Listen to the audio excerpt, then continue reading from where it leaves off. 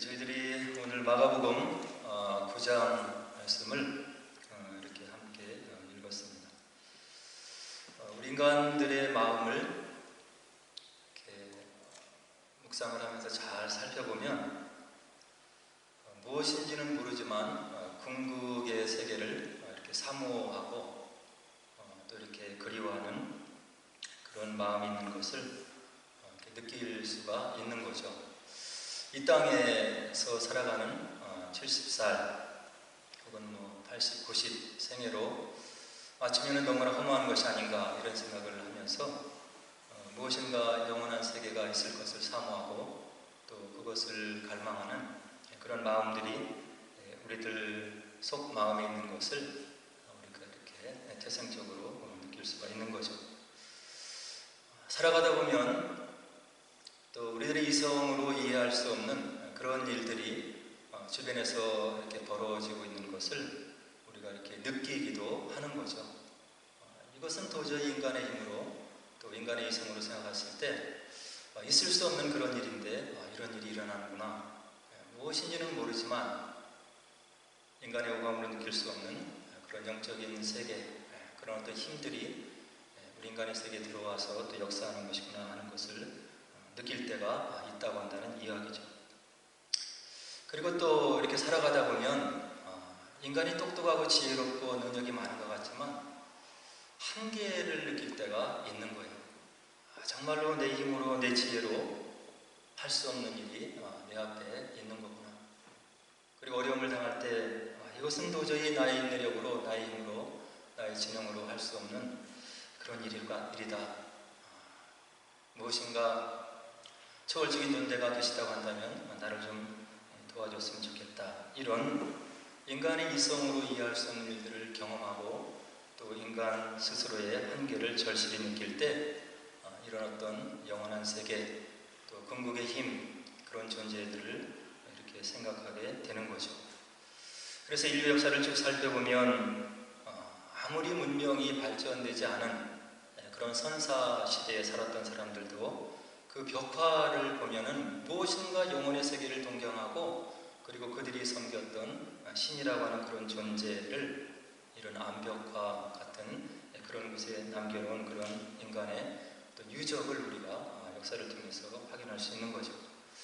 또 이렇게 세계 문명이 있는 곳곳마다 토테미즘 그리고 여러 샤머니즘 그리고 이런 것들이 나중에 발전해서 고등 종교라고 하는 그런 종교가 인간의 삶 속에 깊숙이 뿌리를 내리고 있는 그런 것을 우리가 인류 역사를 쭉 이렇게 역사를 통해 살펴보면 이제 알 수가 있는 거죠. 제한적인 인간, 한계가 역력하게 보이는 인간, 그 한계를 뛰어넘고 무엇인지 제한적이고 유한한 그런 세계를 뛰어넘고 영원한 세계를 이렇게 흠모하고 그런 존재가 되기를 원하는 그런 마음이 우리 마음속에 있는 것을 우리가 살아가면서 느끼게 되는 거죠. 근데 하나님의 말씀 성경을 우리가 이렇게 들춰서 읽어보면 그런 마음이 하나님이 주신 것이라고 하는 것을 우리가 성경을 통해서 확인할 수 있는 거예요.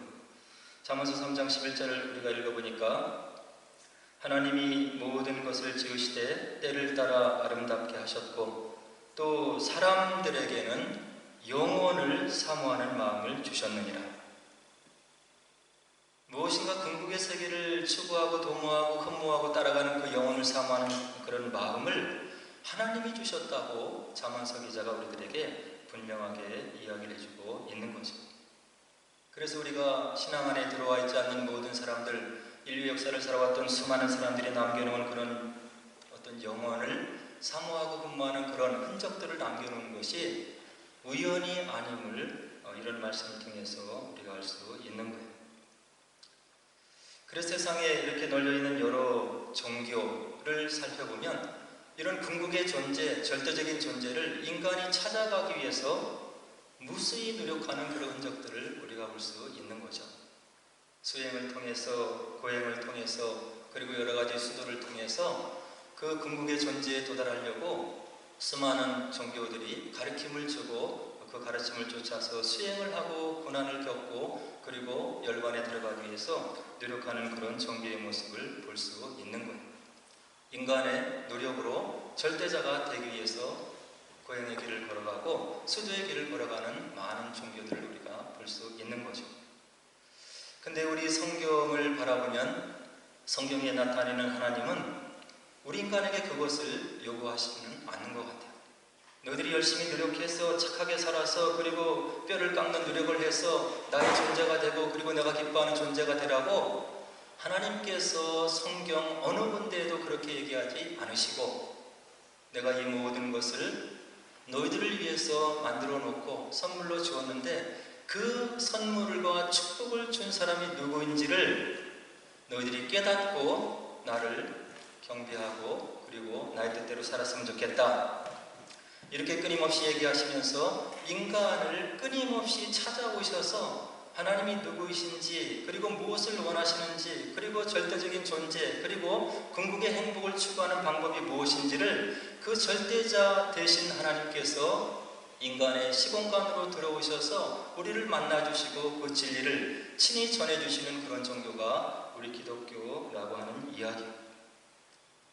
그래서 이런 하나님의 뜻이 녹아져 있는 성경을 우리가 들춰보면 우리가 경배하고 예배를 드리고 사랑한다고 고백하는 그 하나님이 어떤 분이신지를 소상하게 우리들에게 알려주고 있고, 우리를 그토록 사랑하신 하나님께서 우리를 위해서 무엇을 그리고 어떤 뜻을 가지고 있는지를 성경을 통해서 우리가 깨달아 알 수가 있는 거죠. 그리고 하나님 나라의 영광이 무엇인지를 성경을 통해서 알 수가 있는 거예요. 오늘 저희들이 함께 읽은 마가복음 9장 30절에서 30절 말씀에도 이 하나님이 우리 가운데 등장을 하고 있는 거예요. 30절에 보니까 예수님께서 이제 갈릴리 지역에서 제자들과 함께 계셔요. 그리고 나서 이 사랑하는 제자들과 함께 나누시는 말씀이 있는데, 앞으로 예수님께서 겪으셔야 될 십자가 사건이 무엇인지, 그리고 십자가에 달려서 참혹하게 돌아가신 다음에 다시 살아나시는 부활 사건이 무엇인지에 대해서 제자들에게 소상하게 알려주시는 하나님의 모습을 우리가 초반부에서 알 수 있는 거죠. 31절에 보니까 예수님께서 그토록 사랑하시는 제자들에게 앞으로 이루어질 일에 대해서 분명하게 고지해서 말씀하시는데, 뭐라고 얘기하시냐면, 이는 제자들을 가르치시며 또 인자가 사람들의 손에 넘겨 죽임을 당하고 죽은 지 3일 만에 살아나리라는 것을 말씀하셨다. 예수님께서 앞으로 모진 고통을 당하시고 십자가에서 죽으실 것, 그리고 십자가에 달려 돌아가신 다음에 3일 만에 살아나실 것을 사랑하는 제자들에게 미리 지금 고지해서 분명하게 그들이 이해할 수 있는 언어로 친절하게 가르쳐 주시고 그들을 인도하시는 우리 예수님의 모습을 알 수 있는 거예요. 예수님께서 이 땅에 오셔서 인간의 몸을 입고 오셔서 하신 모든 일들, 병자들과 함께 있고 그들을 고쳐주시고 배를 굽는 사람들을 먹여주시고 입혀주시고 그들의 눈물을 닦아주신 모든 것들 귀중하고 소중하지만, 예수님께서 이 땅에 오셔서 행하신 것 중에 가장 중요하고 하나님의 뜻이 담겨있는 그런 진리의 말씀, 십자가를 왜 지셔야 되는지, 그리고 십자가를 지시고 돌아가신 다음에 왜 부활하셔야 되는지에 대해서 제자들이 아무것도 모르고 있다 그냥 갑자기 그런 사건을 맞닥뜨리도록 내버려 두신 것이 아니라, 이런 사건이 있기 전에 내가 너희들에게 이 비밀과 진리를 알려주는데 내가 앞으로 죽을 것이다, 너희들을 위해서. 그렇지만 내가 죽는다고 해서 영원히 죽는 것이 아니고 죽은 지 3일 만에 내가 부활할 것이다 하는 십자가 사건과 부활의 사건을 하나님께서, 예수님께서 사랑하는 제자들에게 분명한 말씀으로 가르쳐 주시는 하나님의 모습을 우리가 볼 수 있는 겁니다. 이것이 저와 여러분들이 섬기고 따라가고 사랑한다고 고백하는 하나님의 모습인 거예요.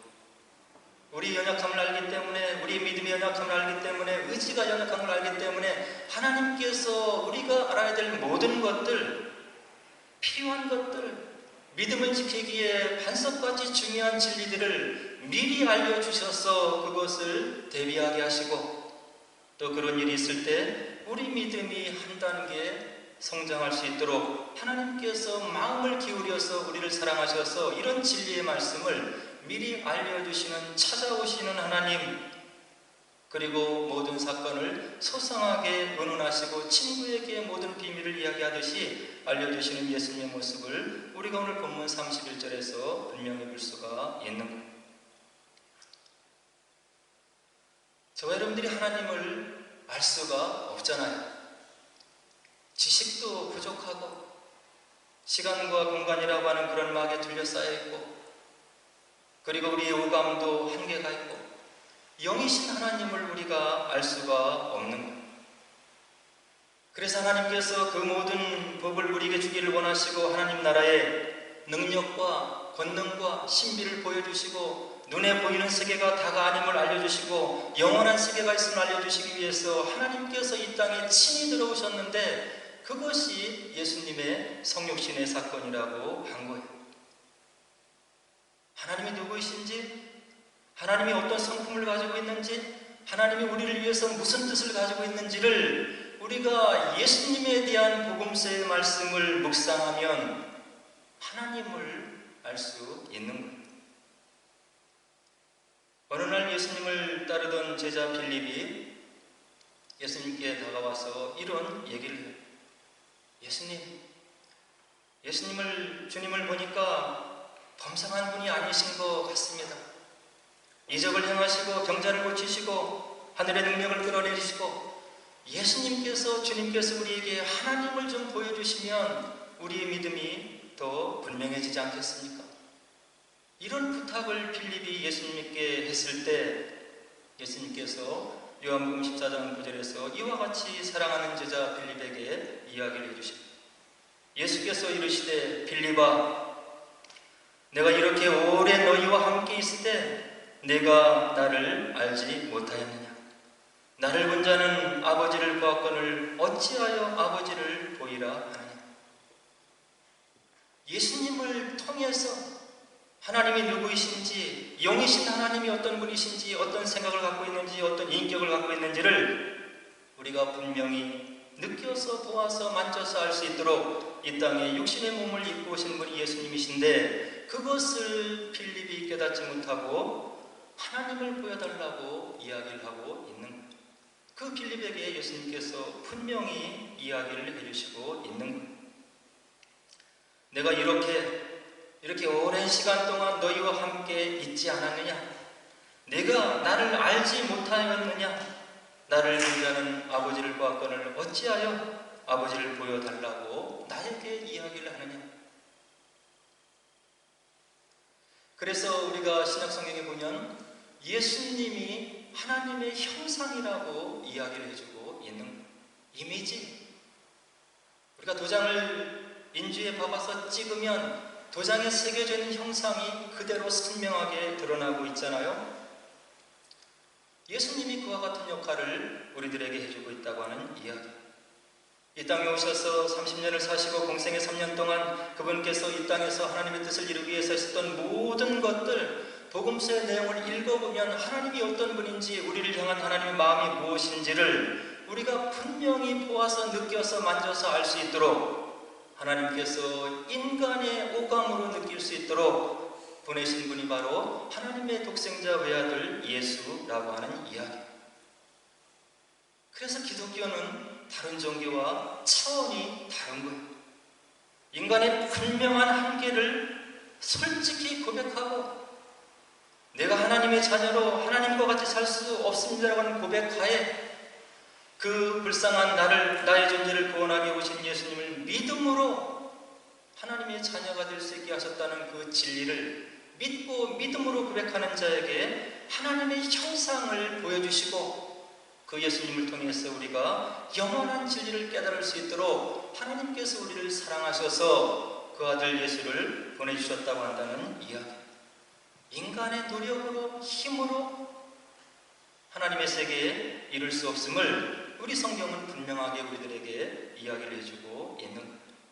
예수님을 통해서, 예수 그리스도의 희생을 믿는 믿음을 통해서 예수 그리스도의 의를 우리가 덧입고 하나님의 자녀로 다시금 소생하게 되는 거예요. 이것이 참된 진리라고 하는 이야기. 그래서 따라오는 제자들을 불쌍히 여기셔서 내가 이제 죽을 거다. 그렇지만 너무 슬퍼하지 마라. 내가 부활할 거다. 이런 얘기를 제자들에게 찾아오신 그 하나님께서 얘기를 하셨을 때 제자들의 반응이 그 다음에 나와 있는 거예요. 32절에 보니까 그러나 제자들은 이 말씀을 깨닫지 못하고 묻기도 두려워하더라. 자기들과 함께 있었던 주님, 선생이신 예수님께서 영원히 그들과 함께 있으면서 이 땅에서 로마의 식민 통치를 몰아내고 이 땅의 왕으로 등극하셔서 그들과 함께 영원히 살 것으로 생각했던 그 제자들, 자신들의 생각과 다른 이야기를 지금 얘기를 해주시고 있는 거예요. 예수님께서 십자가에 달려 돌아가셔야 우리에게 궁극적인 생명이 임하고 그것을 통해서 궁극의 소망, 하나님 나라의 소망이 그 제자들에게 임하는 것인데 그것을 보지 못하고 예수님과 함께 3년을 먹고 마시고 자고 지근거리에서 예수님의 가르침을 들었던 제자들이지만 자신들의 생각에 지금 갇혀 있는 거예요. 예수님을 보니까 능력이 많은 것 같아요. 예수님을 보니까 사람들을 통솔하는 그런 지도자가 갖춰야 될 덕목을 가지고 있는 것 같아요. 아무래도 이분께서 우리를 구원할 모세, 그리고 이 땅의 로마의 통치에서 벗어나게 하시는 다윗과 같은 그런 왕으로 이 땅에 오신 것이 분명하지. 이분을 우리가 모시고 있으면 내가 좌정승이 되고 우정승이 되고 그분의 통치하에 이 땅에서 행복한 삶을, 권력을 누리면서 이 땅에 살 수 있는 그런 길이 열리겠지. 예수님께서 12제자를 부른 목적과 전혀 상관이 없는, 예수님을 따라가고 있지만 자신의 생각에 갇혀있는 제자들의 모습을 오늘 32절이 우리들에게 분명하게 알려주고 있는 겁니다. 이어지는 구절을 좀 더 상세하게 들여다보면 이러한 자신들의 생각에 갇혀있는 제자들의 실상을 예수님께서 그대로 드러내시고 계시는 거예요. 33절에 보니까 가버나움에 이르러 집에 계실새 제자들에게 물으시되 너희가 길에서 서로 토론한 것이 무엇이냐?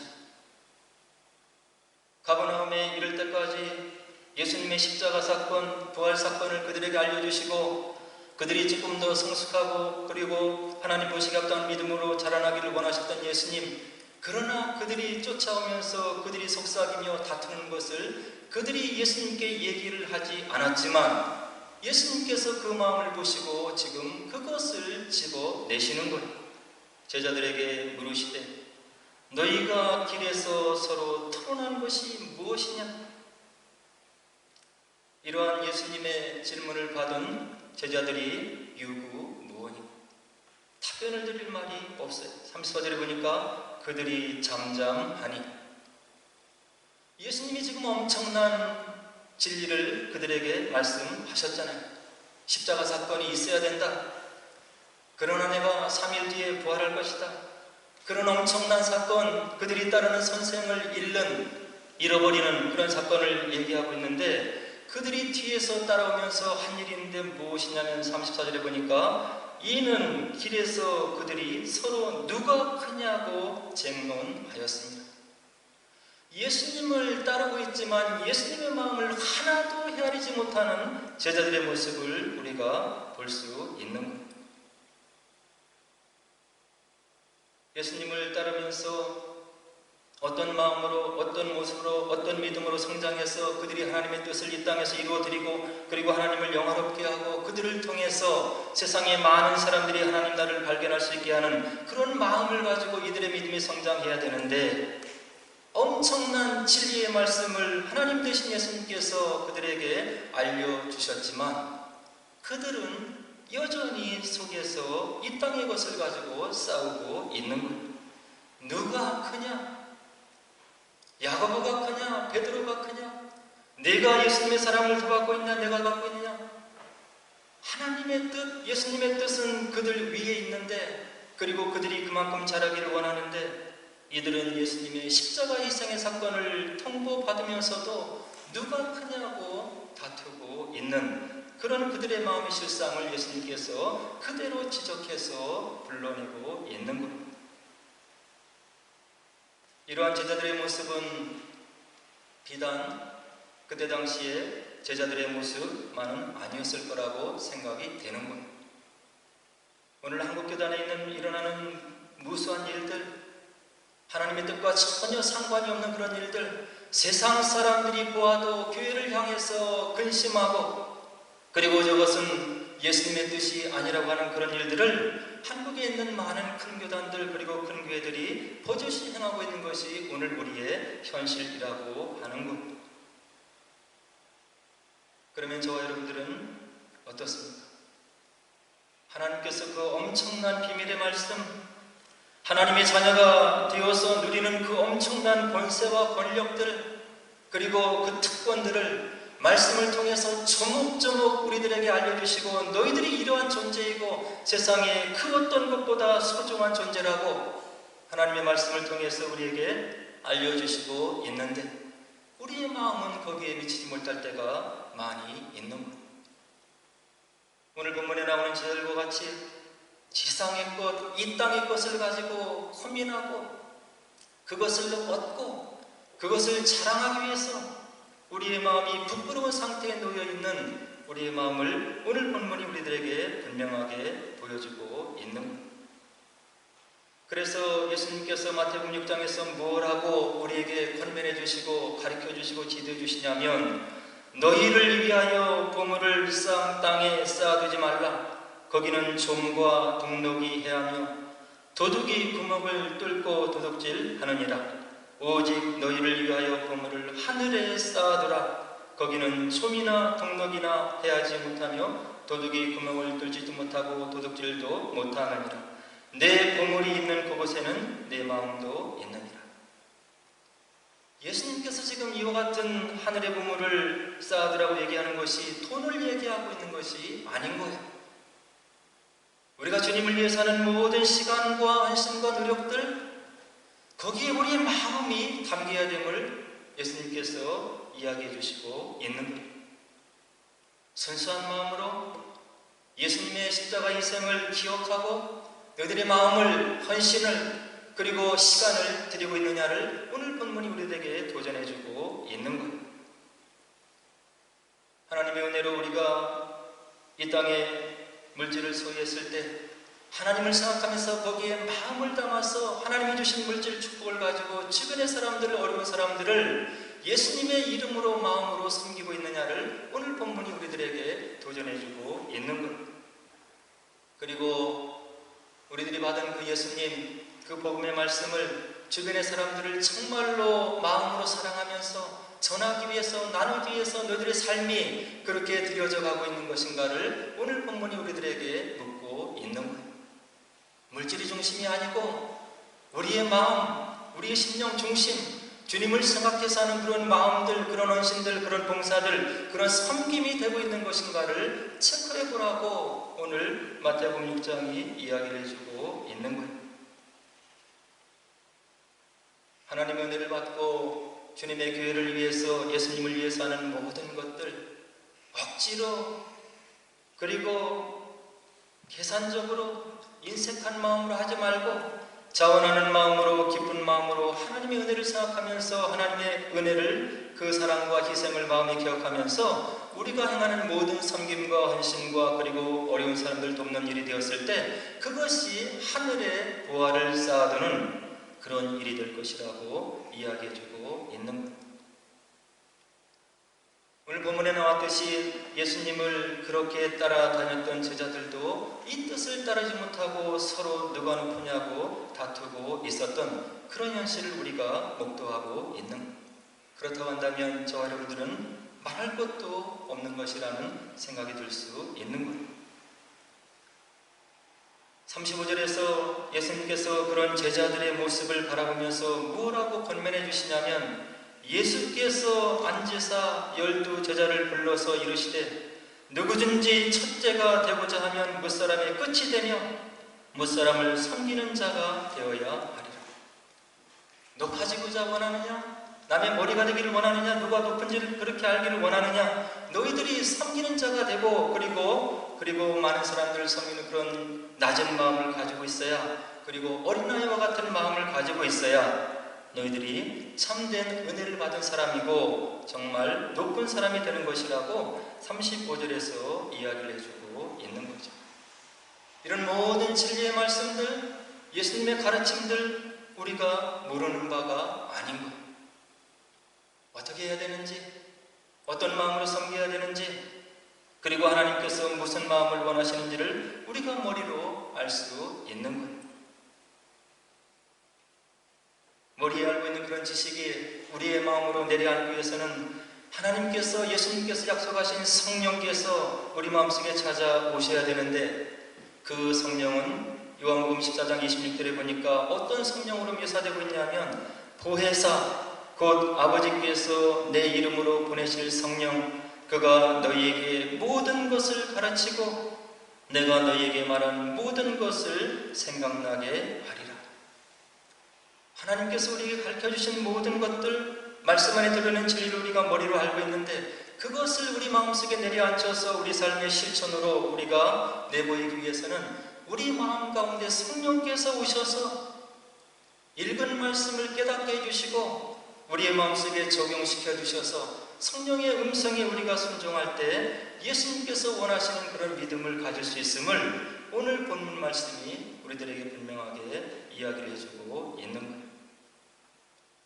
우리를 끊임없이 찾아오셔서 하나님 나라가 무엇인지, 예수님이 무슨 일을 하셔야 되는지, 그리고 우리에게 무엇을 원하시기를 뜻하는지를 우리가 말씀을 통해서 우리가 깨달았다고 한다면 그것을 우리 삶 속에 실천하기 위해서 성령을 여러 마음속에 초청하시고 성령께서 부어주시는 그런 은혜와 은총 가운데 그런 깨달음을 우리 삶 속에서 이루어내시고 드러내셔서 하나님께서 기뻐하시는 그런 복된 삶을 사시는 저 여러분 되기를 주 이름으로 간절히 축원을 드립니다.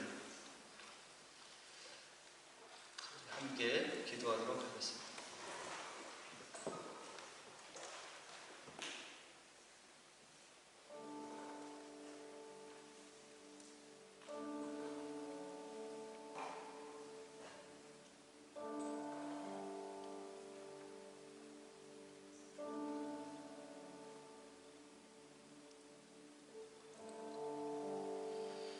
우리가 하나님의 말씀을 진리라고 이야기하고 있습니다. 진리라고 하는 것은 상대적인 여건과 환경에 따라서 변하는 것이 아니고 절대적인 가치를 가지고 있기 때문에 우리의 모든 것을 드릴 수 있는, 우리 인생을 걸 수 있는 그런 것을 진리라고 이야기하고 있는 것입니다. 성경은 이 진리의 말씀을 우리들에게 분명하게 알려주시고 있습니다. 하나님이 누구이신지를 알기 위해서 우리가 노력하는 것이 아니고 우리를 정말로 사랑하시는 그 하나님께서 우리가 이 땅에서 복된 삶을 살기를 원하고 원하시기 때문에 이 땅의 삶의 법칙과 하나님 나라의 축복의 원리를 말씀을 통해서 우리들에게 알려주시고 있는 것입니다. 이렇게 우리를 사랑하시는 하나님의 마음이 극진하심에도 불구하고 우리는 여전히 이 땅의 것을 생각하고 우리의 생각에 갇혀서 하나님의 뜻을 생각하지 못하는, 또 우리의 마음대로 행하는 자의적인 그런 우리의 삶의 모습을 삶 속에서 느낄 수가 있는 것입니다. 성령께서 우리 마음 가운데 오셔서 우리가 읽은 하나님의 말씀이 깨달아지게 하옵소서. 머리로 깨달아지는 것으로 끝나는 것이 아니라 우리의 마음에 내려앉아서 우리의 삶을 통해서 그 진리의 말씀이 드러나게 하시고 우리의 삶을 통해서 세상 사람들이 하나님이 누구이신지, 예수님이 누구이신지, 성령께서 어떤 분이신지를 깨닫게 하옵소서. 나의 마음속에 음성을 들려주시고 깨닫게 하시고 주님과 동행하는 복된 삶이 되게 하옵소서. 함께 기도하도록 하겠습니다. 기도하겠습니다.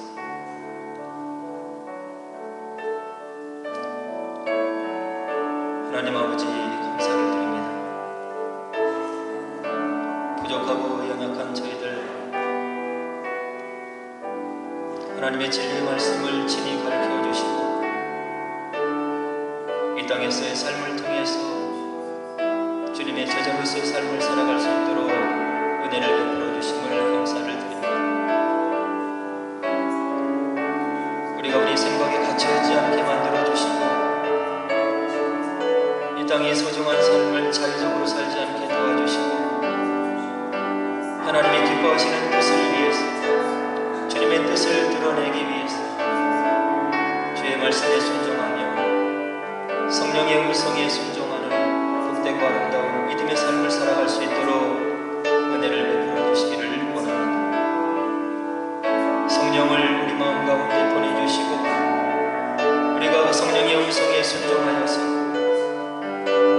이 땅에 얼마 안 되는 삶을 통해서 주님을 영화롭게 하고 아버지의 뜻을 이루어드리는 복되고 아름다운 믿음의 삶을 살아갈 수 있도록 은혜를 베풀어 주시기를 원합니다. 저희들이 부족합니다.